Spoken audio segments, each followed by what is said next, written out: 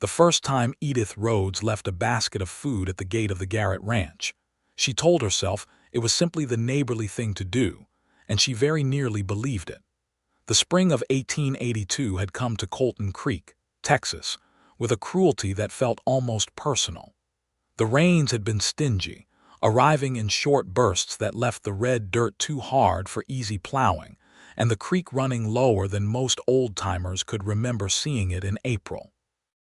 Edith had watched the land dry out from the kitchen window of the small homestead she had inherited from her husband Thomas, dead 14 months now from a fever that had swept through the valley with no regard for who it took. Thomas had been 31 years old. He had been kind and steady and good, and Edith had loved him in the quiet, reliable way that a woman loves a man she chose carefully and never regretted. She still kept his coat on the hook by the door. She was not yet ready to take it down. She was 28 years old and she was a widow, and the land she stood on was hers, and she intended to keep it.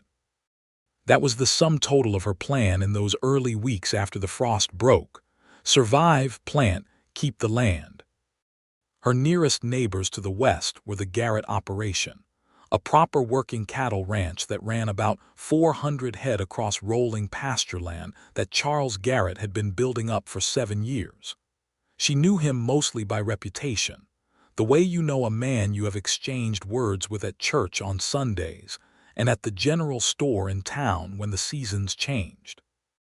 He was 34, quietly spoken, broad through the shoulders in the way of a man who had never stopped doing the physical work himself, even after he had the money to hire others to do it for him.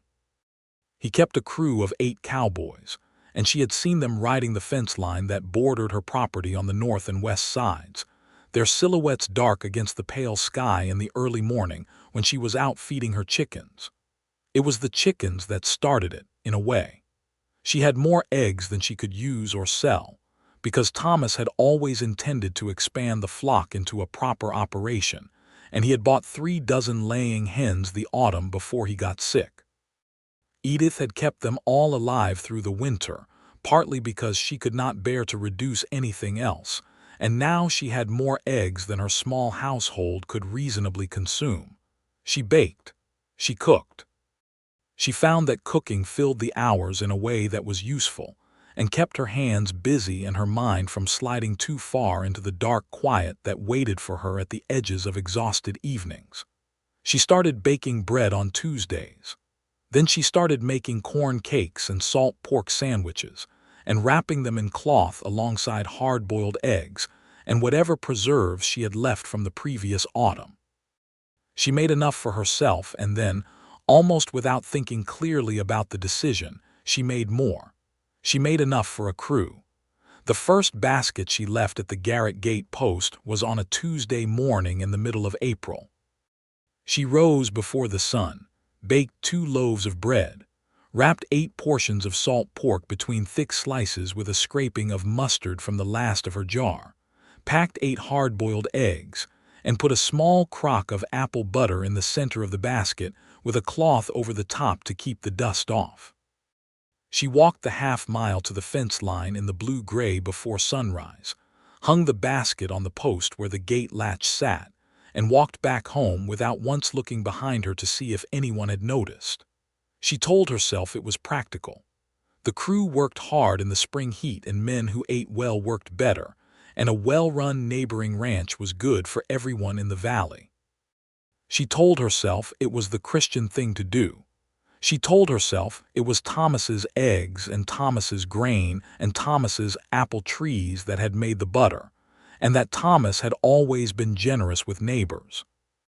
She did not tell herself that she had noticed, on the Sunday previous, that Charles Garrett had shadows under his eyes that suggested he was sleeping fewer hours than a man ought to, and that the line of his jaw had gone a little tighter than it used to be, and that she had spent more of the church service looking at the back of his hat than she had spent looking at the Reverend's face.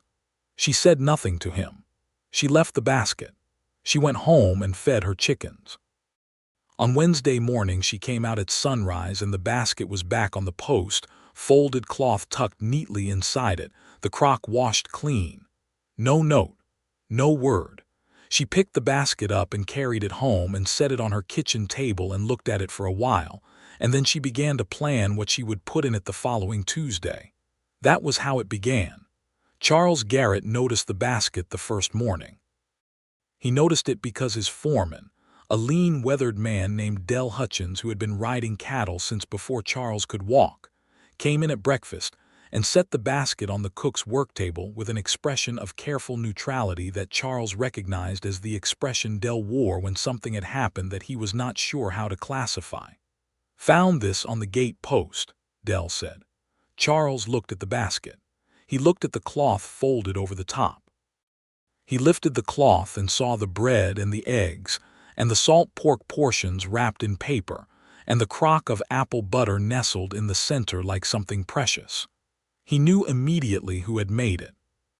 He had eaten Edith Rhodes's apple butter at the church social the previous October, when Thomas was already 4 months in the ground, and she had brought 3 jars of it and set them on the table with the quiet efficiency of a woman who showed up and did what needed doing even when her own life was coming undone. He had bought one of the jars and eaten it slowly across 3 weeks, which was unlike him, because he was not usually a man who rationed things that he enjoyed. "Edith Rhodes," he said. It was not a question. Del nodded. "I'd say so." Charles was quiet for a moment. Then he said, "Make sure the basket gets washed and returned to the post same day." Del raised one eyebrow, which for Del was the equivalent of a lengthy speech. "You're not going to say anything to her?" "Not yet," Charles said.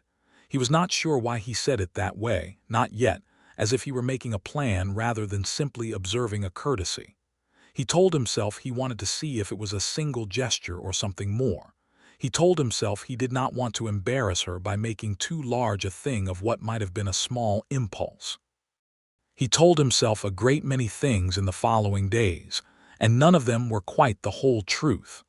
The whole truth was that the basket of food on the gate post had affected him in a way he had not been prepared for. He had built his ranch with his own hands and his own stubbornness across 7 years of hard Texas weather, and the particular loneliness of a man who has put his entire self into a piece of land and finds, when he comes up for air and looks around, that he has built something solid and substantial and quiet, and that there is no one beside him to look at what has been built. He had been engaged once to a woman named Margaret, who had come out from Tennessee with her family 4 years ago and decided after one full summer in the Texas heat that she wanted to go back. He had not blamed her. He had gone back to work. The loneliness had calcified into something he carried without examining, the way a man carries an old injury that no longer stops him but never entirely stops aching either. And then there was a basket of food on his gate post, made before sunrise by a woman who had her own grief to carry, her own land to manage, her own hard season to get through. She had made food for 8 men she was not obligated to feed. She had gotten up in the dark and baked bread and wrapped portions carefully and walked half a mile and left it without a word and gone back home. He did not say anything to her at church the following Sunday. He stood in the churchyard afterward in the dry spring sunshine, and he watched her speaking to the Reverend's wife, her dark hair pinned under her bonnet, her hands folded together in front of her in the way she had, a kind of stillness about her that was not emptiness but depth. And he thought about the basket, and he thought about apple butter, and he thought about a woman who kept doing the right thing when no one was asking her to. And he felt something in his chest shift in a way that made him look away and press his hat down and walk to his horse and ride home faster than was strictly necessary. The second Tuesday she left corn cakes and dried apricots alongside the bread, and a small jar of honey with a twist of cheesecloth over the top to keep the bees out of it. The third Tuesday she left a covered pot of beef stew that was still warm from the morning, and 2 loaves of bread, and a cloth of sugar cookies that one of his younger hands, a 20-year-old named Pete Hollies, ate 4 of before anyone could stop him, and declared to be the finest thing he had put in his mouth since his grandmother died. Del watched Pete eat the cookies with the expression of a man deciding not to comment. Then he looked at Charles, who was eating his portion of the stew with the focused attention of a man who did not want anyone to read what was on his face. "You going to say something to her this Sunday?" Dell asked. "Not yet," Charles said. "You've said that 3 weeks running. Then I expect you know my answer." Dell shook his head slowly, which was also a lengthy speech, and went back to his stew. The thing that Charles could not fully explain to himself, let alone to Dell, was that the watching of it had become something he valued in a way that surprised him. Every Tuesday morning, he found an excuse to be somewhere he could see the gate post from a distance when Dell or whoever was riding the east fence first came back in. He watched the basket come through the gate and be set down and opened, and he watched his crew eat what she had made, and there was something in that watching that settled a part of him he had not known was unsettled. She was not doing it for recognition. She was not doing it to be seen or thanked or to create an obligation. She was doing it because she had eggs and grain and 2 hands and the knowledge of how to use them, and because 8 men were working hard in the spring heat a half-mile from her kitchen. He thought about that a great deal. He thought about the quality of a person who gave without requiring the giving to be witnessed. He had known people like that, not many, but a few, and they had all been people whose company he valued above others, people who were exactly the same when no one was looking as they were when the whole town could see them. Thomas Rhodes had been a man like that.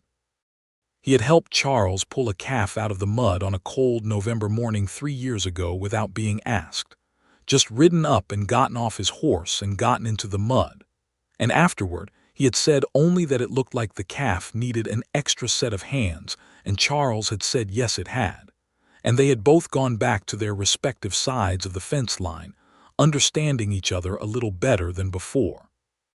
Thomas was gone, and his widow was leaving food on the gate post before sunrise, and Charles Garrett was standing in the early morning light looking at a washed basket and feeling the loneliness in his chest not calcified anymore but aching freshly and specifically, the way things ache when they begin to want something rather than simply missing what is absent.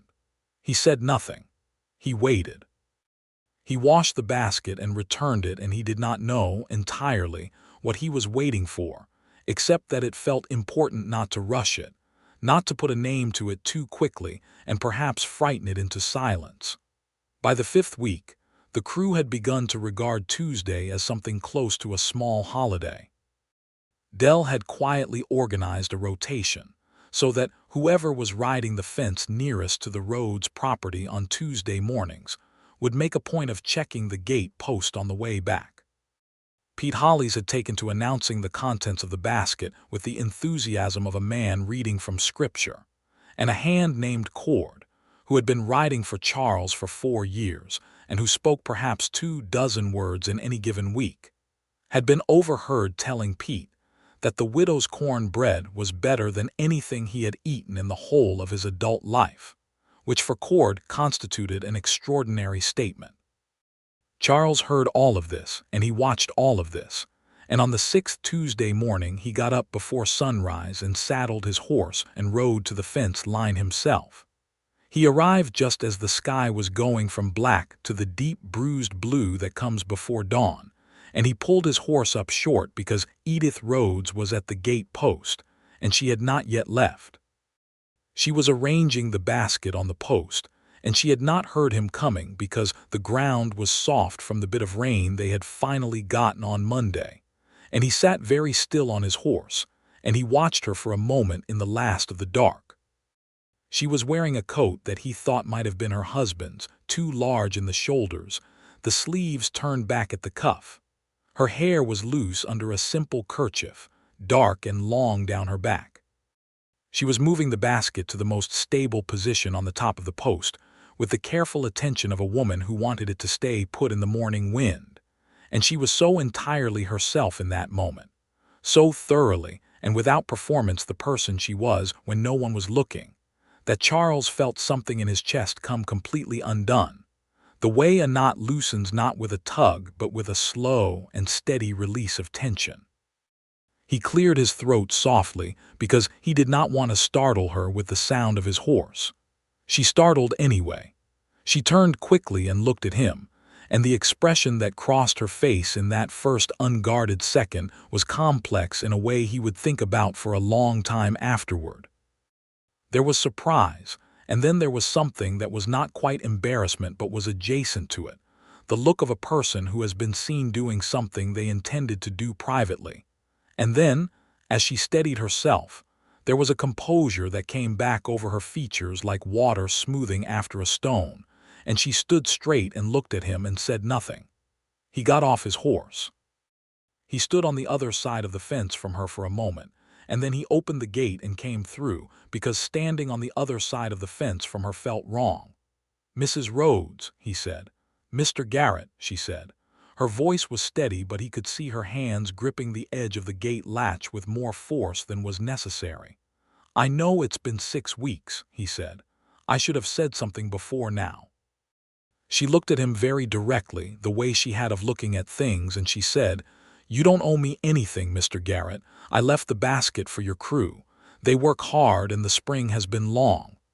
"They do work hard," he said. "And the food has been extraordinary. You've been generous and consistent, and you've asked for nothing in return, and I've been sitting on my side of the fence like a coward for 6 weeks letting you do it without so much as a thank you." Something shifted in her expression. "You returned the baskets clean every time. That was thanks enough." "It was not," he said flatly, with the quiet certainty of a man who has been arguing with himself about this for 42 days. "It was not nearly enough, and I knew it wasn't, and I kept waiting for the right moment, which was a thing I told myself to hide the fact that I was afraid." The word afraid seemed to surprise her. She looked at him with an attention that felt particular and careful, as if she were weighing the word against everything she thought she knew about him. "Afraid of what?" she asked. He was quiet for a moment. Around them, the dawn was coming up red and gold over the eastern hills, and the cattle were beginning to move in the near pasture, and the air smelled of wet earth and cedar and the bread she had baked that morning. He thought about the right way to say it, and then he decided there was probably no right way, only the honest way. "Afraid that if I came to you and said what needed saying, I would say a great deal more than thank you," he said. "And I didn't know if that was something you were ready to hear or something I was ready to say out loud." She did not look away. Her hands released the gate latch. The light was coming up gold now, catching the edge of her hair under the kerchief, and she was watching him with an expression that was no longer composed but was very, very still, like a person holding their breath. "How much more?" she said. Her voice was quiet. He took off his hat. It was the first time she had seen him without his hat outside of the church, and the gesture felt right, like setting something down. He held it in his hands and he looked at her and he said, "I have been watching those baskets come through my gate for 6 weeks and thinking about the person who made them before the sun came up. And I have sat next to you in church and thought about apple butter and about your husband, who was a good man, and who I believe knew how fortunate he was. And I have ridden my own fence line more times than I can count for no reason other than the chance that I might see you across the property. And I believe that all of that adds up to something I should say plainly before I lose my nerve entirely." He looked at the hat in his hands. Then he looked back at her. "I am in considerable danger of being in love with you, Mrs. Rhodes. I've been in that danger since sometime around the second basket, and I've only gotten deeper into it since. I know you're still grieving, and I know you didn't bring those baskets because of anything you felt for me, and I'm not asking you for anything. I only wanted you to know that you have been seen, and that the person I've seen has been worth every bit of attention I've been paying." She was quiet for so long that he became aware of the sounds around them with unusual clarity. The cattle, the birds beginning in the mesquite, a wind that moved the cedar branches on the near rise. Then she turned and looked out across the pasture in the direction of her homestead, and he could see her profile and the exact quality of her expression, which was not closed off but was turned inward, working through something. "Thomas has been gone 14 months, she said. "I know. And there are days when I still look at his coat on the hook and can't quite account for the fact of him being gone." She paused. And there are other days when I get up before dawn and I bake bread for 8 men I'm not responsible for. And while I'm doing it, I'm thinking about something other than grief, and those days feel less like betrayal than they used to." He said nothing. He understood that this was not the moment for him to speak. "I told myself I was doing it because it was neighborly," she said. She turned back to look at him. "I don't think that was the whole reason." "No," he said. "I don't think it was either." She looked at him for a long moment, and then she did something he had not expected. She almost smiled. It was not quite a full smile. It was the beginning of one, the corner of her mouth moving just slightly, and it changed her whole face in a way that made something knock hard against his ribs. "You said you noticed from the second basket," she said. "I did." "That's 6 weeks of saying nothing," she said. "It is," he agreed. "That's a considerable length of stubbornness, Mr. Garrett." "It is," he said again, and this time there was the beginning of something in his own expression that was not quite a smile either but was close. "I'm not ready," she said, and the words were careful and honest. "I want to be clear about that. I don't think I can say anything back to you with the confidence it deserves, not yet. I am still working through what being Edith Rhodes without Thomas Rhodes means, and I need to do that properly." "I understand," he said, and he meant it entirely. "But," she said, and she looked at him with that direct, weighing gaze that was particular to her, "I would not be opposed to having this conversation again at some point, and I think I will keep bringing the baskets." "I think my crew would mutiny if you stopped," he said. This time the smile broke through. It was brief and it was genuine and it reached her eyes, and it was, he thought, about the finest thing he had seen in 4 years of Texas mornings. "Good morning, Mr. Garrett," she said. She picked up the handle of the empty carrying basket she had brought the full one in, and she turned and walked back toward her homestead. And the dawn was gold and red behind her, and he stood at his gate post with his hat in his hands and watched her go and thought that 6 weeks of saying nothing had been, on the whole, worth it. He rode back to the ranch house and went in and poured himself a cup of coffee and sat down at the kitchen table, and Dell came in from the morning feed and looked at him and said nothing for a full minute, which was unusual for Dell, who at least usually managed a nod. "You talked to her," Dell said finally. "I did," Charles said. And Charles drank his coffee. "She's going to keep bringing the baskets." Dell sat down across from him. His weathered face worked through several expressions before settling on something that looked like satisfaction. "Good," he said. "Pete's going to be relieved." "Pete is the least of my concern," Charles said. "I expect so," Dell said. And then, with the particular restraint of a man who had worked alongside Charles for 6 years and knew exactly how far he could push, "She's a fine woman, Charlie." Charles looked at his coffee. "Yes," he said, "she is." The weeks that followed had a different quality to them, a kind of electricity in the ordinary, a sense of things in motion where before they had been still. Edith kept her word. Every Tuesday the basket arrived on the post, and now Charles no longer stood at a distance watching it come in. He was not always at the gate when she arrived, but sometimes he was, and when he was they talked. The first few times the conversations were brief: the weather, the state of the creek, the quality of the spring grass on the respective sides of the fence. But they were also not entirely about the weather or the creek or the grass, and both of them knew it. There was the conversation they were having about ordinary things, and underneath it, like a current under still water, the other conversation, the one they were learning how to have in stages. She told him about Thomas in pieces, the way you give someone information you trust them with, but not all at once, carefully, over time. She told him that Thomas had proposed to her in the kitchen of her parents' house in Abilene when she was 23 and he was 26, and that he had proposed so nervously that he had knocked over a jar of preserves and spent the first 5 minutes of the engagement mopping the floor, and that she had told him yes while he was still on his knees with a rag in his hand, which was how they had both known it was right. She told him that Thomas had wanted cattle, but they had only gotten as far as 12 head, and a good start on a vegetable garden before the fever came. She told him that the worst part of grief was not the big empty moments but the small ones, the automatic reaching for someone who was no longer there, the half-formed thought that ended in silence. Charles listened to all of it.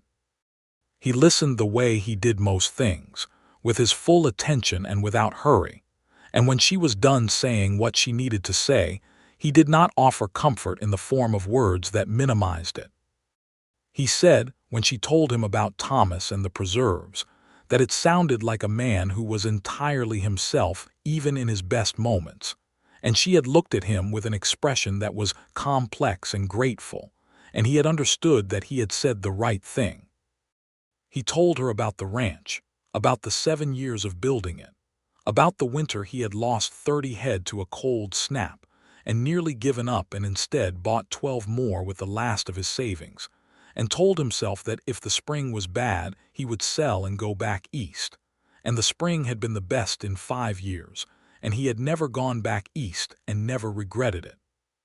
He told her about Margaret without bitterness or self-pity, only the plain fact of it, that it had not been the right fit, and that he had understood that even at the time, and that he was glad she had gone rather than stayed unhappily. He told her about the loneliness of building something large and solid and finding yourself alone in the middle of it, and she listened with her dark eyes steady on his face and said nothing for a moment when he finished, and then she said that she understood that specific loneliness better than she wished she did. "It's different from grief," she said. "Grief is about what you had. That other thing is about what you're still waiting for." "Yes," he said. "That's exactly it." They looked at each other across the fence in the late May afternoon, and the light was long and golden on the grass, and neither of them said anything else for a while, but the silence was not empty. He began to find reasons to do things that were helpful to her without being obvious about it. When he had a crew member replacing fence posts on the property line, he had the man extend the work to the section nearest her homestead that he had noticed was sagging, without making a point of telling her about it. When the creek levels came up in late May, and he redirected some of the irrigation water to improve the flow to the east fields, he made sure the adjustment also improved the flow to the channel that ran along her garden. He did not tell her he had done either of these things. She noticed both of them. She did not say anything to him about it for 2 weeks, and then she left something extra in the basket. A small paper packet of tomato seeds tied with a piece of twine, with no note, and he held the packet in his hand in the kitchen and felt something in his face do something he had not intended, because Dell was watching from the doorway. "Tomato seeds," Dell observed. "I can see that," Charles said. "Woman left you tomato seeds," Dell said. "Dell," Charles said, "go do something useful." Dell went, and Charles put the tomato seeds in the small tin box on his desk where he kept things of value, and he planted them in a kitchen garden he built that weekend behind the ranch house, which he had been meaning to do for 4 years and had not done, and he would not have described the connection between the two facts to anyone, but he understood it clearly. June came in hot and serious, the kind of Texas summer heat that means business from the first day. The creek dropped again. There was a week where dust devils spun along the ridge every afternoon, and the cattle drifted toward what shade there was, and Charles and his crew rode long hours checking water sources and moving animals to better grazing. It was a week of hard work and not enough sleep, and on the second Tuesday of June, the basket on the gate post contained a jug of cold well water alongside the food, wrapped in wet cloth to keep it cold, with mint sprigs tucked inside the mouth of the jug.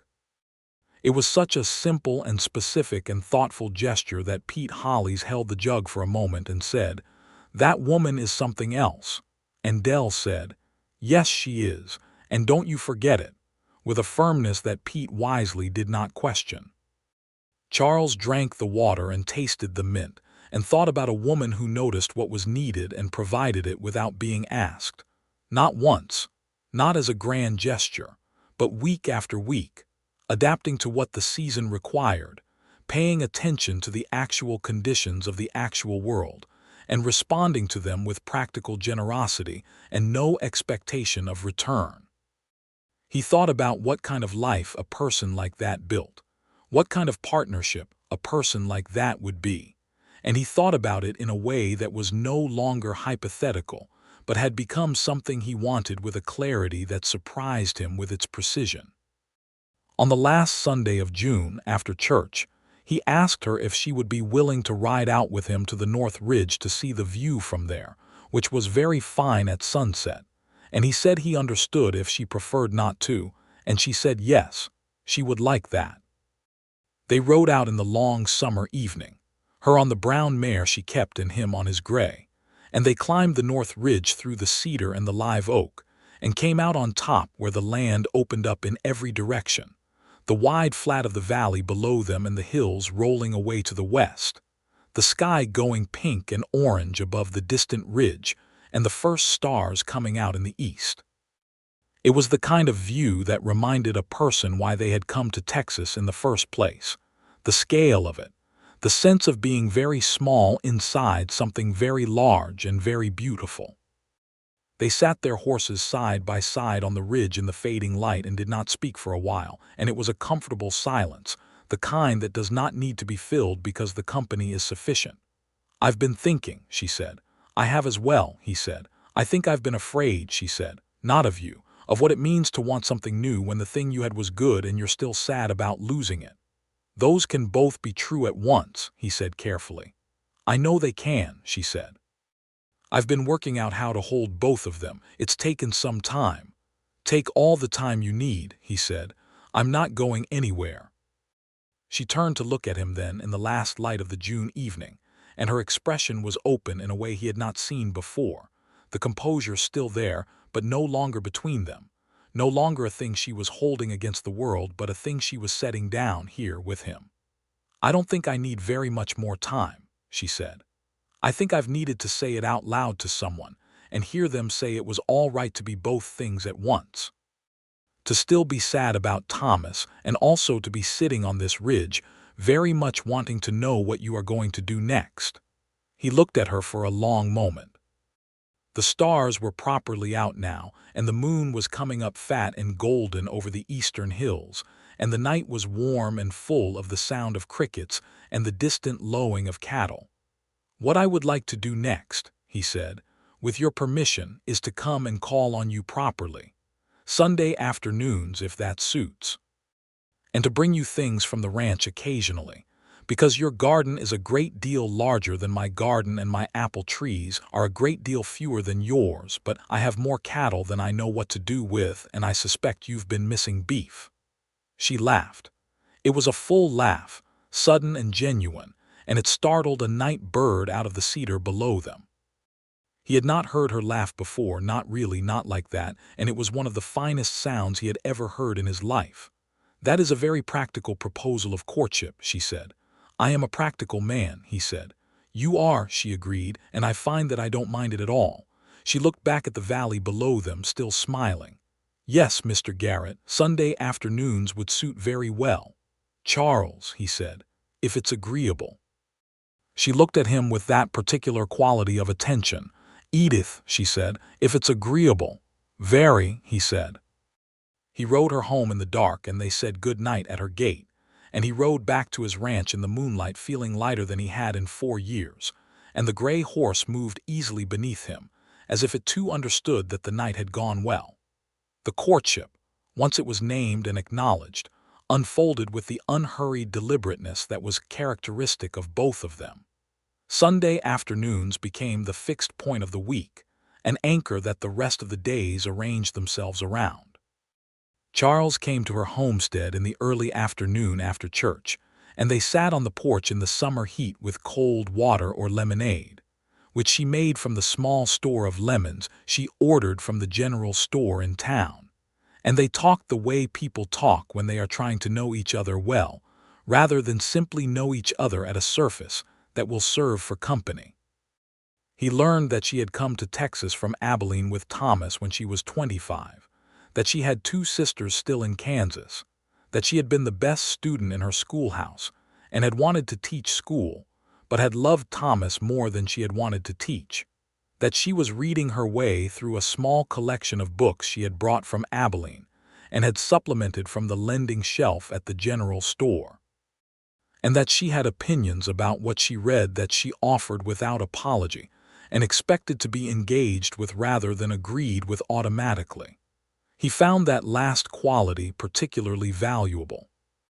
He had spent many years in the company of men who said yes to him more often than was useful, and he had developed a preference for people who pushed back on ideas that did not hold up under examination. Edith pushed back with a directness that was never unkind, but was also never soft when she thought something was wrong, and the first time she told him plainly that she thought his plan for rotating the southern pastures was not going to work in the second year without more water management, and then proceeded to explain why in terms that were precise and informed by her own gardening experience. He felt something that was very close to joy. He told her this because he was learning how to say what was true to her, and she looked at him with a sidelong expression and said, "You enjoy being argued with." "I enjoy being around someone who is not afraid to be right in front of me," he said. She considered this. "Thomas was like that," she said. "He never wanted me to agree with him just to make him feel good." She paused. "I think I chose Thomas partly because of that, and I think I am sitting on this porch with you partly because of the same reason." "I'll take that," he said. "You should," she said, and she was smiling again, and he thought about that smile for the rest of the week until the following Sunday. He began attending to the state of her homestead, not by doing things without telling her, which he had done in the first weeks, but by asking, "Are the fence posts on the south side something you have the materials for?" The well cover looked like it was warping. Did she want him to bring some good cedar planks? Her roof had a section of shingles that were lifting in the afternoon wind. Would it be all right if he sent a couple of his men to replace them on a day when he could spare them? She said yes to some things and no to others, with the particular dignity of a woman who had been managing on her own, and was not about to stop managing simply because someone had offered to help, and he respected the distinction without needing her to explain it.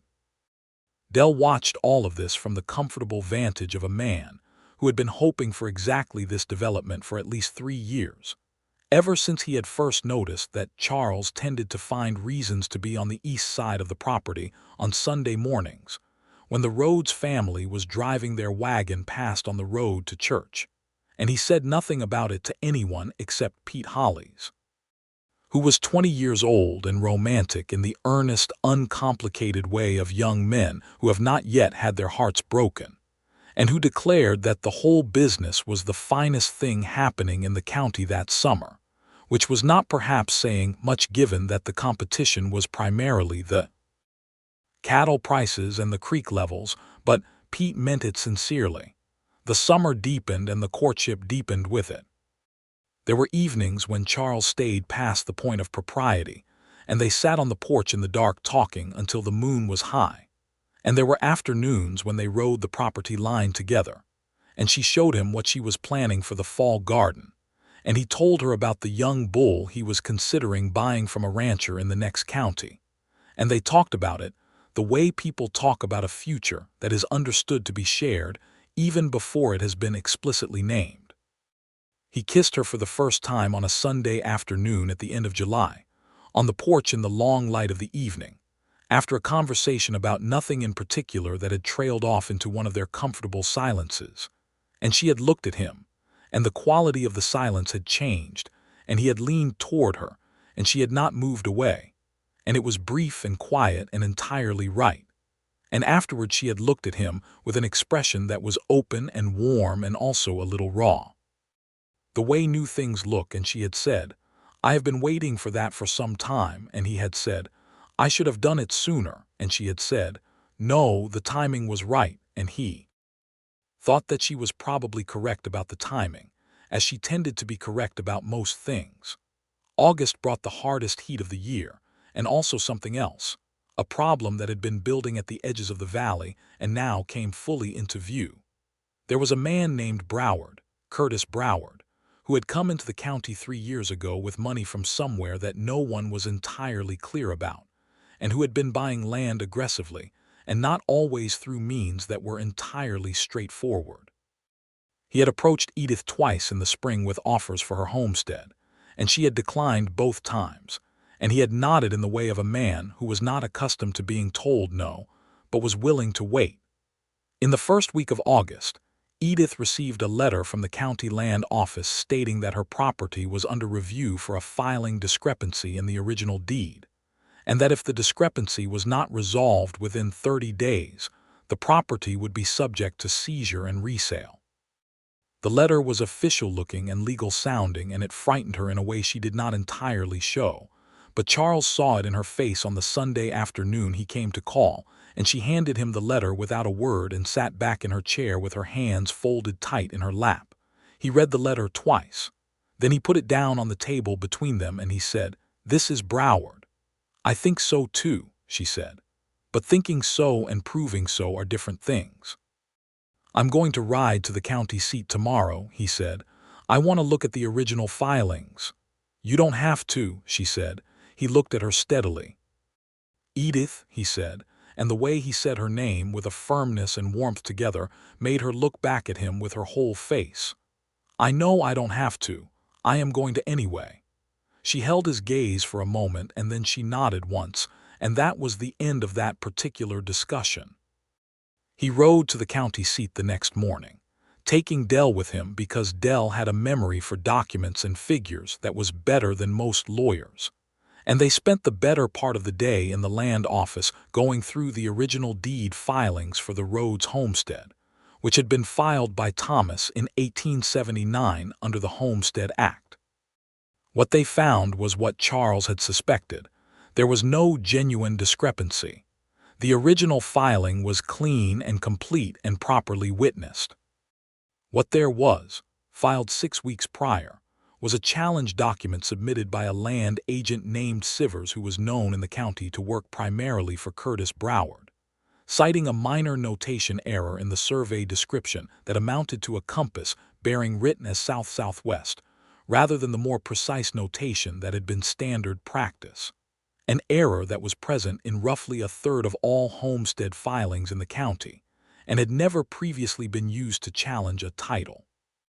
Dell looked at this and said, in his economy of words, "Sivers." "Sivers," Charles agreed. They spoke to the county recorder, who was a careful, unhurried man named Aldous Webb, and who looked at the challenge document with the expression of a man who understood exactly what he was looking at and was not happy about it. He told them that the challenge had been given technical validity by a judge who was visiting from another district, and who had perhaps not been entirely familiar with the standard practice in this county, and that if Charles could bring him an affidavit from the original surveyor confirming that the notation was within the accepted standard at the time of filing, he could close the challenge as without merit. The original surveyor was a man named Calhoun who lived 40 miles south and who was 81 years old, and as it turned out, entirely willing to provide an affidavit when Charles rode down to see him the following day and explained the situation. Calhoun, who had been surveying Texas land since before the war, and who had a very clear sense of which way the wind was blowing in terms of how men like Broward operated, dictated the affidavit to Charles with a crispness that suggested he had been waiting for an opportunity to say it in some form for years. Charles brought the affidavit back to the county seat, filed it with Aldous Webb, and had the challenge formally closed and dismissed before the 30-day window had run half its course. He rode back to the Rhodes homestead on a Thursday afternoon with the dismissal document in his coat pocket and found Edith in the garden, and he got off his horse and walked through the gate and held out the paper. She read it. He watched her face as she read it, the careful stillness she maintained while taking in the meaning of words, and then she looked up at him and her eyes were bright, and he understood she was not going to cry in front of him, but that she had been more frightened than she had let him see. "It's done," she said. "It's done," he said. "Closed and dismissed. Your deed is clean. Broward can't come at it again from that angle." She held the paper for a moment, looking down at it, Then she looked up at him again and said, "Thank you, Charles." He had heard her say his name before, the way they were on first-name terms now, but the way she said it then, with that particular weight and warmth and something that was more than gratitude, settled on him differently.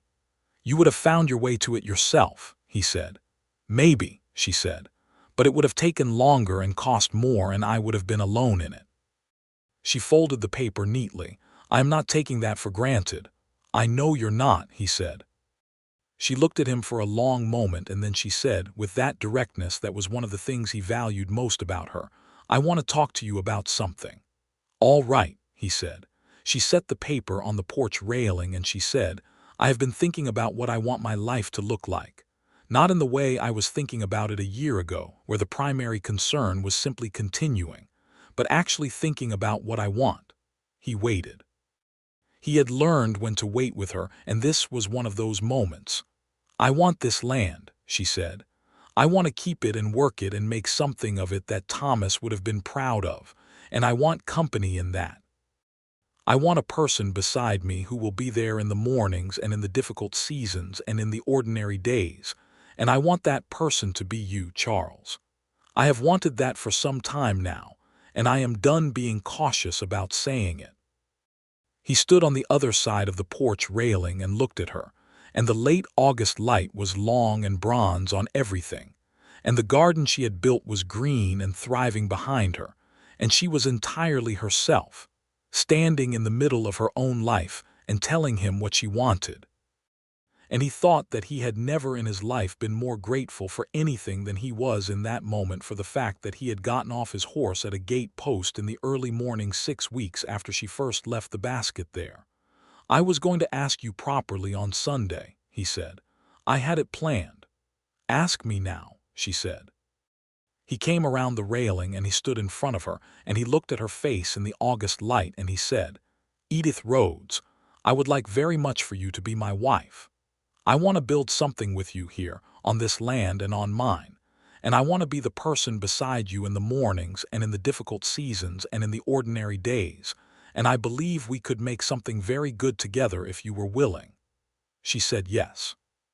She said it simply and completely, without conditions or qualifications, and then she put her hand in his, and they stood there in the garden in the late afternoon light, and neither of them said anything else for a while, because there was nothing else that needed saying just then.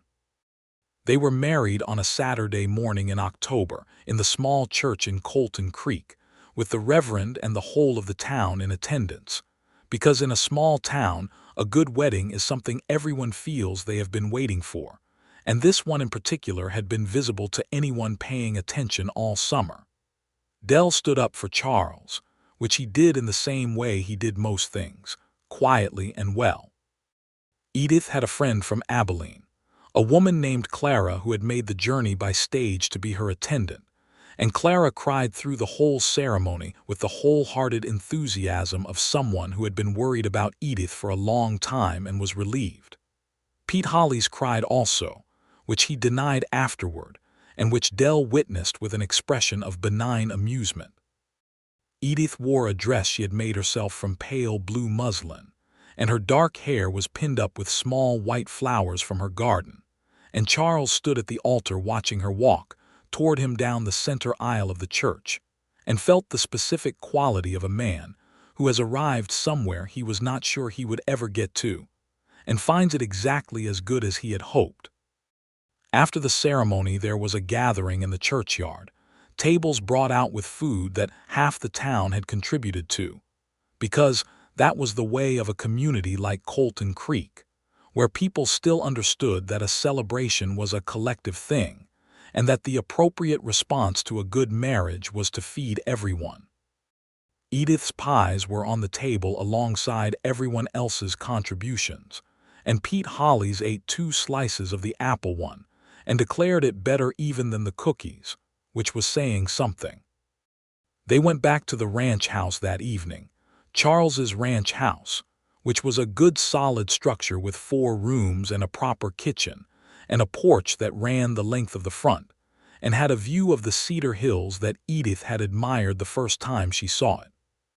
They had spent several weeks before the wedding moving her things from the homestead, which she was keeping and which they had decided to manage together, her garden and her chickens on the one side and his cattle operation on the other, with the fence line between them becoming not a division but a midpoint. That first evening, when they came in from the churchyard and closed the door of the ranch house behind them, Edith stood in the kitchen and looked around at the space that was now hers to make into something, and Charles stood in the doorway watching her, and she said, "I'm going to need to rearrange this kitchen considerably." "I expect so," he said, "and I want to expand the kitchen garden before the frost. I'll build whatever you need." She looked at him over her shoulder. "I'm going to be a great deal of work, Charles Garrett." "I am counting on it," he said. She laughed, and he crossed the kitchen and kissed her, and that was the beginning of the life they made. The autumn was full and good. They harvested together, her garden and the small orchard her homestead had, and Edith put up preserves in the ranch house kitchen in quantities that suggested she was preparing for a siege, which Charles pointed out, and which she said was simply good sense given the quality of the previous winter. She was right, as she tended to be, because the winter of 1882 came early and serious, a hard freeze in November that sent everyone scrambling to bring in the last of the cattle and bank the root cellars and lay in wood. Charles worked long days in the early winter, as he always did, and Edith worked alongside him with the same unself-conscious competence she had shown in everything else. She helped manage the supply inventory for the crew, which had previously been a task that Dell handled with the focused unhappiness of a man who was better at horses than at figures, and she brought an organizational clarity to it that Dell acknowledged with the highest form of Dell praise, which was to say nothing about it at all but stop looking unhappy when the subject came up. The crew had, in the months since the basket leaving began and through the courtship and the wedding, developed a relationship with Edith that was the relationship a good crew develops with a woman who has shown them consistently that she sees them as people rather than as labor, who knows their names and their preferences, and who asks after Cord's bad shoulder with genuine interest, and who noticed before anyone mentioned it that Pete Holly's was looking peaked in October and told Charles to give him 2 days off, which turned out to be exactly the right prescription for whatever had been dragging at the young man.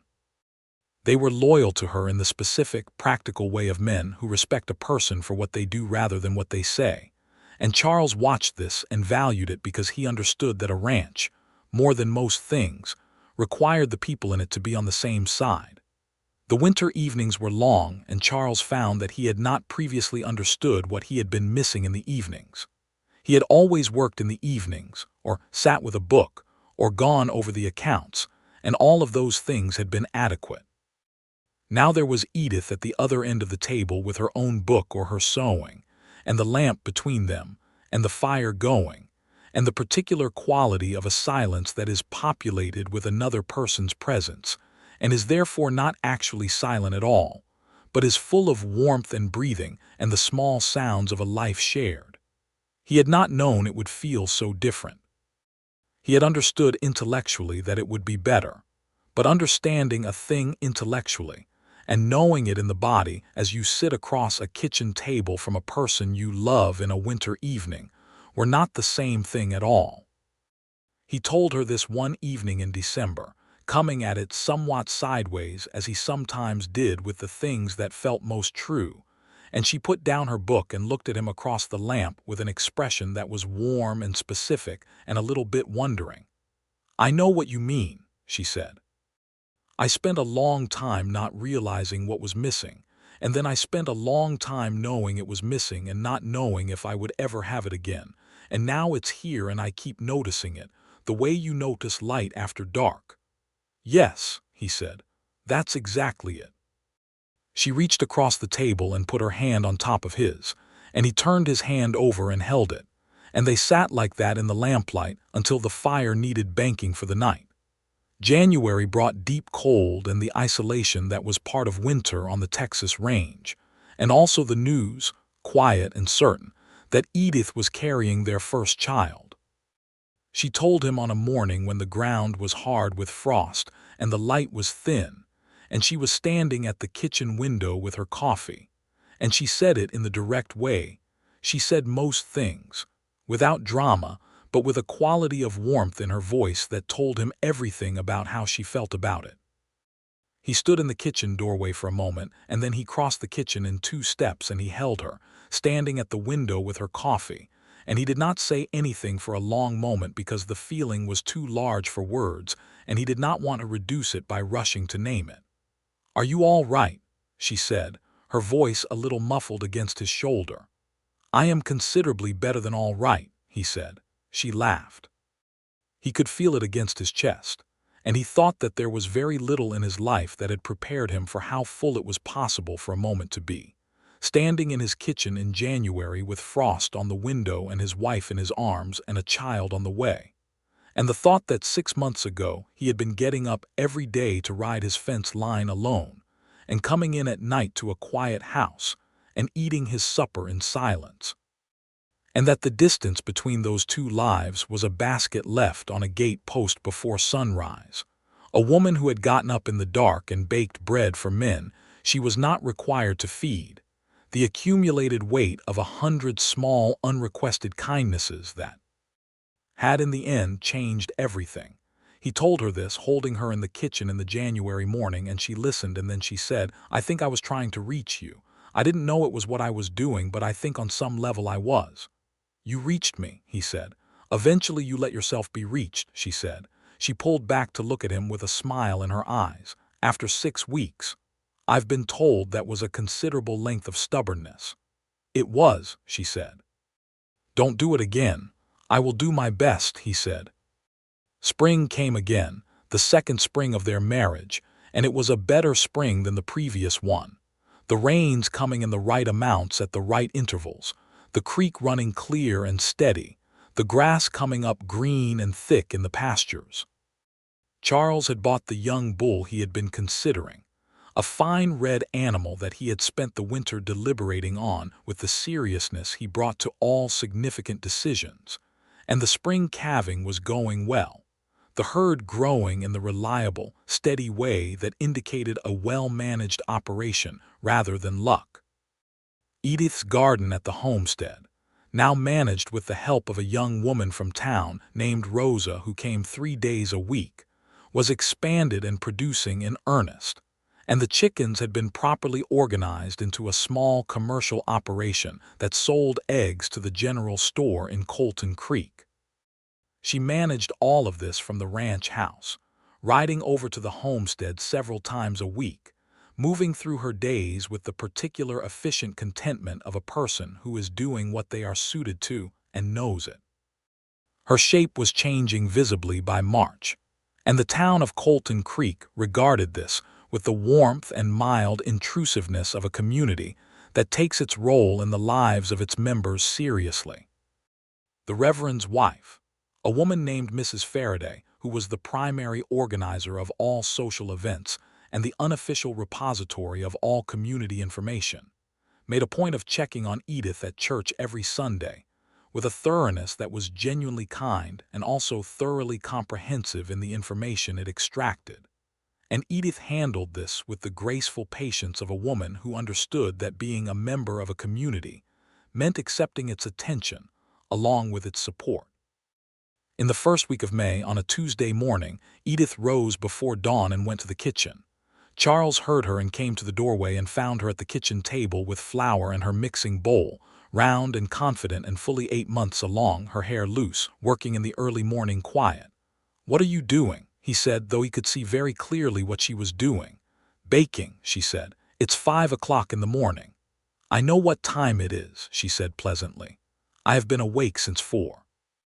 The baby has opinions about sleeping positions." He sat down at the kitchen table across from her and watched her work.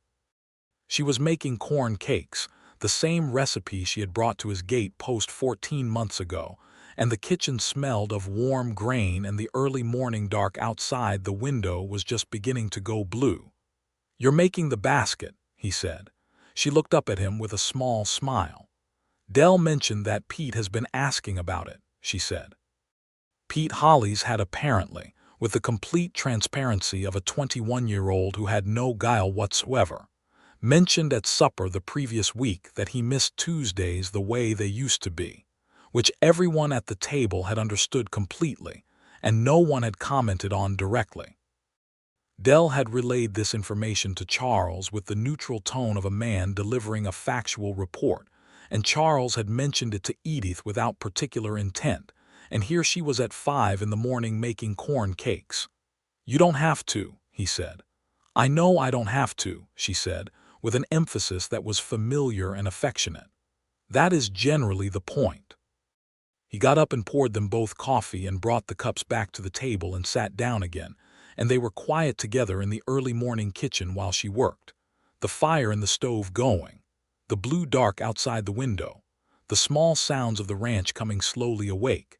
And he thought about the first morning he had seen her at the gate post, in the big coat and the kerchief, arranging the basket with careful hands in the dark before sunrise, and how she had been exactly the same person then as she was now. Consistent and generous and thoroughly herself, and how remarkable it was to be married to a person like that. "What are you thinking about?" she said without looking up from her work. "The gate post," he said. She smiled at the bowl. "We should probably tell this baby about the gate post someday," she said. "We should," he agreed. "It's a good story." "It has a good ending," she said, and looked up at him with her dark eyes warm in the lamplight. And he looked back at her across the kitchen table with the corn cakes and the coffee between them and the sound of the ranch waking up outside, and the particular fullness of a morning in a life that had been, against all the odds of weather and loneliness and grief, made into something extraordinary by the simple act of a woman who had packed lunches for men she was not obligated to feed, and a man who had noticed it for 6 weeks in silence before finally saying everything he had been saving.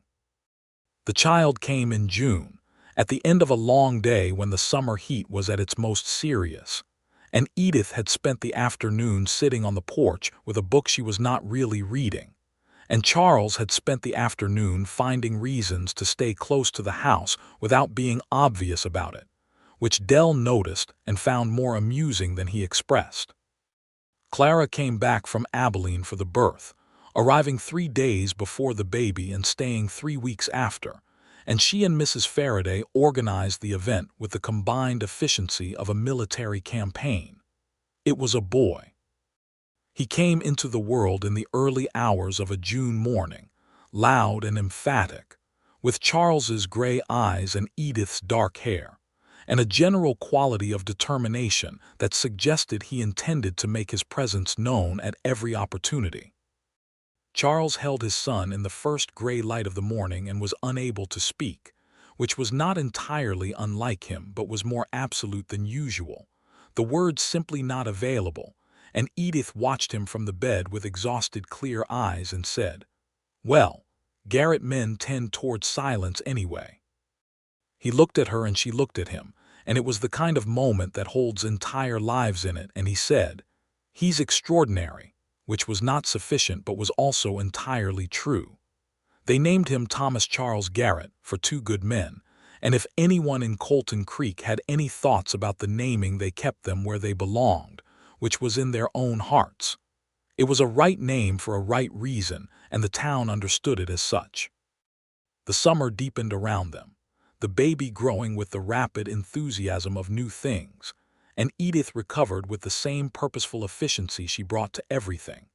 And by August, she was back in the garden and back in the kitchen and back in the full swing of managing her side of the operation with Rosa, and with the added element of Thomas in a basket on the kitchen floor, who watched the ceiling with the focused attention of a person trying to understand a new and complex situation. Charles watched his son watch the ceiling from the kitchen doorway one evening and thought about the arc of things, about how a life could turn on a Tuesday morning and a basket of bread, about how the things that changed everything were often the things that appeared simplest on the surface, a gesture made without expectation, a word finally spoken after 6 weeks of waiting, a yes said simply and completely without conditions. Dell came to the ranch house on a Tuesday morning when Thomas was 3 months old and stood in the kitchen doorway and said, with his customary economy of language, that Pete Hollis was getting married. The woman was named Alice, daughter of the hardware merchant in Colton Creek, and she was 20 years old, and she had, according to Dell, been making eyes at Pete since the previous Easter without Pete noticing, which was the kind of obliviousness that was perfectly in character for Pete and which had driven Alice, a practical woman, to take the matter into her own hands and tell him directly that she liked him and he ought to do something about it. Edith heard this from the kitchen where she was nursing Thomas, and she said, "Good for Alice," with the warmth of a woman who appreciated direct action in matters of the heart. And Charles, who was sitting at the kitchen table with his coffee, met Dell's eyes over the top of the newspaper, and they both understood exactly what Edith meant and were both thinking the same thing, which was that in their own story the woman had also been the first to move in the practical sense, and that baskets on gate posts were perhaps a species of the same directness, and that it seemed to run in a particular kind of woman. The ranch grew steadily through the autumn and into the following year. Charles bought additional pasture land to the north, a negotiation that took several months and required him to travel twice to the county seat, and Edith managed the home side of the operation with a skill and authority that had stopped being surprising to anyone and had become simply expected, a fact of the Garrett ranch in the way that the Cedar Hills and the good spring grass were facts. She hired Rosa full-time and brought on a second hand for the homestead garden work, and by the second year of the marriage, the egg operation was producing revenue that made a meaningful contribution to the ranch accounts, which Charles noted in the books with a satisfaction that was both practical and something else, the satisfaction of a man who sees a person he loves being exactly as capable as he always knew they were. Dell retired from the foreman position at the end of 1884, which he had been planning quietly for 2 years, and which he announced at the autumn supper that Edith organized for the crew every year in October, at the long table she had installed in the barn for the purpose. He was 63 years old, and he had a sister in New Mexico, and he was going to go live near her, and he said this with the same restraint he brought to everything. But there was a quality to his face that evening that Charles recognized as relief, the relief of a man setting down a weight he had carried well and long. Charles stood up at the supper table and said some things about Dell that were true, and that Dell bore with the expression of a man being embarrassed against his will. And then Edith stood up and said some different things about Dell, things that were specific and warm in the way she was, that acknowledged the fact that Dell had been the first person to return one of her baskets clean and prompt, and that this had mattered to her more than he might know, because it had told her that the people on the other side of the fence were people worth knowing.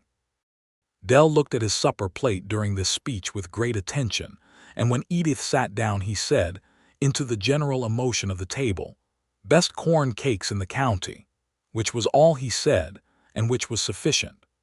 Cord took the foreman position, which surprised some people in the county and surprised no one on the ranch, because Cord had been the best man on the operation for 4 years and everyone knew it.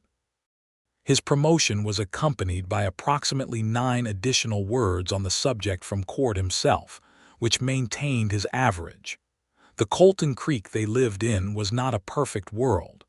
Charles understood this, and Edith understood it more directly than most. She saw the conditions under which the Mexican workers in the county lived, the way the law moved differently depending on who was in question, the way Rosa, who was as capable and hardworking as any person on the ranch, was paid less by other operations in the county for doing the same work. Edith paid her the same rate she would have paid anyone, which was not a complicated decision in her mind, but which was noted in the county as unusual. And she said, when Charles asked her about it once, that she found it genuinely difficult to understand how people managed to complicate something that was not complicated, and that she had no intention of managing it differently. He agreed with her, and made the same standard apply across the ranch accounts. And together they ran an operation that was known in the county for paying fair and treating people decently. And there were workers who came to them because of that reputation, which meant they kept the best people, which meant the operation continued to thrive, which struck both Charles and Edith as a demonstration that decent treatment and good business were not actually in conflict. Whatever some people in the county seemed to believe. In 1885, in the spring, Edith was expecting again. She told Charles in the same way she had told him the first time, at the kitchen window in the morning, and he crossed the kitchen in the same 2 steps and held her in the same way, and it was not less than the first time. The second is not less because there has been a first. Each is its own complete thing. The second child was also a boy, which Charles announced to Dell in a letter to New Mexico, and Dell responded to with a postcard that said only good, which was at that point a word Charles had come to understand as capable of carrying a great deal of freight. They named him James, for no one in particular but because it was a good solid name that suited the red-faced, emphatic small person he immediately showed himself to be. Thomas, who was 2 years old when James arrived, received his brother with the cautious empirical interest of a toddler investigating a new phenomenon, and spent the first several weeks conducting what appeared to be a thorough assessment of whether this addition was an improvement or a complication. He eventually decided, around the time James was old enough to be interesting in the same way that chickens were interesting and dogs were interesting, that it was an improvement, and they became, in the way of brothers, simultaneously best friends and the source of each other's greatest aggravations. The ranch in the summer of 1886 was a good and full and busy place. The cattle operation was running 600 head, which was the number Charles had told himself when he started that would constitute having made good on his initial vision for the land. Edith's egg business was supplying 3 towns, and she had added a small butter production to it that she ran with the organizational intelligence that characterized everything she put her hands to. The kitchen garden had expanded into a proper kitchen operation, and she was talking about a greenhouse for the winter herbs, which Charles was building in October in the way that he had learned to build things she talked about, efficiently and without making it a large event. They sat on the porch in the October evenings after the boys were in bed, in the good cool that came off the hills in the autumn, and they talked about the year and the next year and the plans they had. And sometimes they were quiet in the particular way they had always been quiet together, full and comfortable and not requiring words. Edith had, at some point in the months and years, taken Thomas's coat down from the hook by the door of the homestead. She had not made a ceremony of it. She had simply taken it down one afternoon and folded it carefully and put it in the chest where she kept the things she kept, the photograph of Thomas and herself from their wedding, the deed to the homestead, the letter he had written to her when he was courting her from Kansas, the paper packet that had held the tomato seeds she had given Charles that first spring. The coat was in good company. It was honored and it was stored and it was not gone, and the hook by the door was empty now when she went to the homestead, which it was. But the house was well tended and productive, and the garden was excellent, and there were chickens in the yard, and Rosa kept the place alive 3 days a week, and Edith thought that Thomas would have found this satisfactory, would have approved of the use being made of the land he had wanted, and the care being taken of the place he had brought her to. She thought about this on a Tuesday morning in November when she was in the ranch house kitchen making corn cakes, while James slept in the basket on the floor, and Thomas sat at the kitchen table eating his breakfast with the focused attention of a 4-year-old who takes food seriously. The basket was on the counter, already packed with the week's provisions for the crew, and Charles came in from the morning feed and stopped in the kitchen doorway and looked at the basket, and then at her, and the expression on his face was the expression she had come to know as the one he had when he was feeling something too large for words and was not trying to speak it. "Sit down," she said. "I'll pour you coffee." He sat down at the table and Thomas looked at him with 4-year-old seriousness and said, "Corn cakes," by way of both announcement and demand. Charles put his hat on the table and looked at his son, and then at his wife pouring coffee at the stove, her dark hair pinned up, her apron over her dress, at ease in the kitchen in the early morning, the way she had always been at ease doing necessary things. And he thought about gate posts and baskets and the blue dark before sunrise and 6 weeks of saying nothing and then saying everything, and about where everything had led, which was here, this kitchen, this morning, these boys. This woman with her back to him pouring coffee, and the sum of it was so far beyond anything he had imagined building when he first looked at the fence line between their two properties and saw a woman walking back toward her homestead at sunrise with an empty basket that he could not entirely account for the distance between those 2 points. "Charles," Edith said, setting his coffee down in front of him, "you're doing that thing where you look at me like I've done something remarkable." "You have," he said. "I've made corn cakes," she said. "Among other things," he said. She looked at him with a small smile that had not changed since the first time it had appeared on the North Ridge in the summer of 1882, that particular smile that was warm and direct and a little knowing, and she said, "The basket needs to go to the post before the crew rides out." "I'll take it," he said.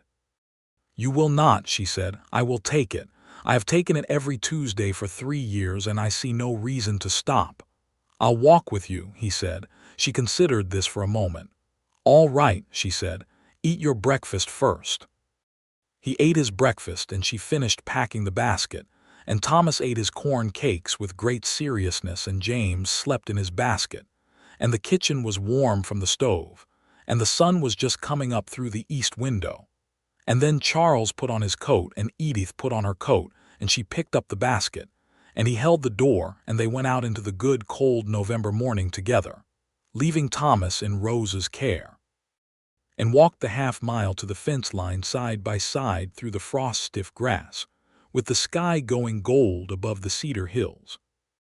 They came to the gate post, and she hung the basket on it with the same careful hand she always used, making sure it was stable against the morning wind, and they stood there together for a moment at the post where everything had started, and the air smelled of frost and cedar, and the bread she had baked, and the cattle were moving in the pasture, and somewhere across the property Dell's replacement, Cord, was organizing the morning ride.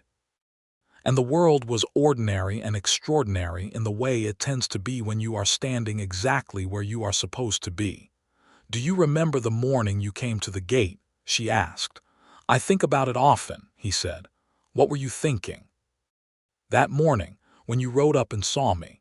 He looked at the gate post for a moment, and then he looked at her. "I was thinking that you were exactly the same person when no one was looking as you were when everyone could see you," he said. "And I was thinking that I had been watching that basket come through my gate for 6 weeks, and I was tired of watching from a distance." She looked at the gate post and then back at him. "I was thinking," she said, "that I had been hoping you would come." "You never showed it," he said. "I was practicing patience," she said, and there was a warmth in her voice that was also a quiet acknowledgment of the whole long road they had traveled to get to this gate post on this morning. And he reached over and took her free hand in his, and they stood together at the fence line in the gold November morning with the basket hung, and the crew already beginning to move in the distance, and everything that needed saying between them already said, all of it said.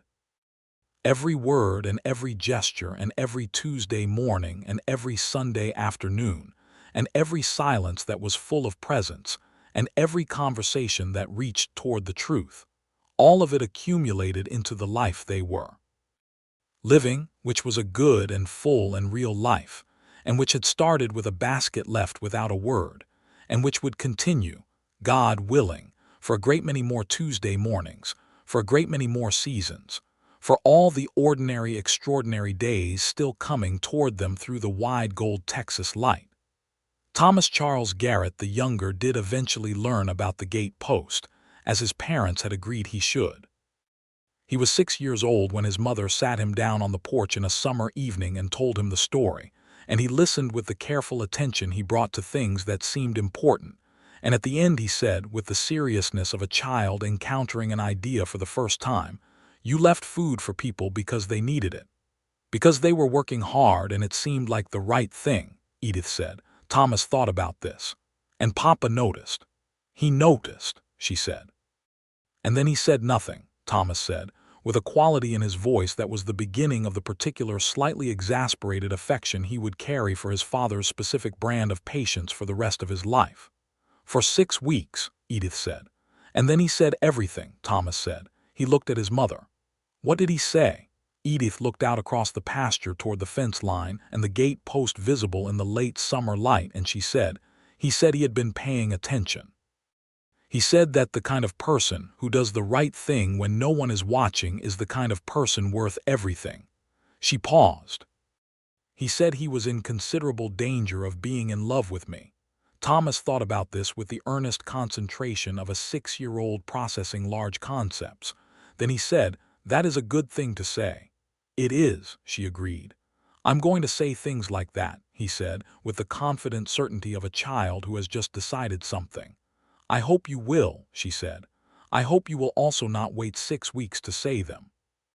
From inside the house, James, who was 4 and who had been listening through the screen door with the shameless eavesdropping that was his primary method of gathering information about the world, appeared on the porch and said, "Did you actually leave food every Tuesday?" with an expression of pure and practical interest. "Every Tuesday for 3 years," Edith said. James sat down on the porch step and appeared to do calculations. "That's a lot of corn cakes," he said. "It is," Edith said. "I like corn cakes," James said. "I know you do," she said. Charles came around the corner of the house from the direction of the barn and saw his wife and both his sons on the porch in the summer evening, and he stopped for a moment in the way he sometimes did, just to look, just to register the fact of it, this specific good thing that was his life. Edith saw him stop, and she met his eyes across the yard, and she raised one eyebrow in the way she had, a small gesture that carried a great deal of meaning. And he crossed the yard and came up the porch steps and sat down in the chair beside her, and James immediately climbed onto his knee, and Thomas leaned against the arm of the chair, and the evening light was long and golden on the cedar hills, and the cattle were settling in the near pasture, and somewhere on the property cord was riding the last fence check of the day, and the world was quiet and full. "I was telling them about the gate post," Edith said. "I thought so," he said. "Thomas says he's going to say things," she said, with a sideways look that told him exactly what things she meant. Charles looked at his older son with the particular quality of attention he had always had, the focused and unhurried regard of a man who was genuinely interested in the person in front of him. "When you have something important to say," he said, "say it plainly and say it soon. Don't wait 6 weeks." Thomas nodded with seriousness. James slid off Charles's knee and went back to the screen door with the decisive movement of a child who has gotten what he came for, which was the confirmation that there had been a lot of corn cakes, and he went back inside where Rosa was making supper, and the smell of it was coming through the screen, and the evening was settling in around the ranch in the way of autumn evenings in Texas, cool and fragrant and wide. Edith sat beside Charles on the porch in the fading light, and she thought about Thomas, her Thomas, with the apple butter and the fever and the coat on the hook and the 14 months of grief and the basket left on the gate post before sunrise. And she thought that grief was not a thing you finished, but a thing you learned to carry gently, and that loving someone new did not diminish what had come before it, but was its own separate and complete thing, growing in the space that grief had left open. And that this was not a betrayal of anything, but was instead what it meant to be a person who kept going, who got up in the mornings and baked bread and walked out into the world and did what needed doing, and when the time was right, let herself be seen. She was 32 years old, and she was not a widow anymore, and she was the woman she had always been, which was a woman who got up before sunrise and did what needed doing. And she sat on the porch of her husband's ranch house in the October evening with her boys inside, and the man she loved beside her, and the land that was hers all around her. And it was good, all of it, the grief included, the baskets included, the 6 weeks of silence and the one morning of everything. All of it part of the same story, all of it leading here, to this porch, this evening, this life.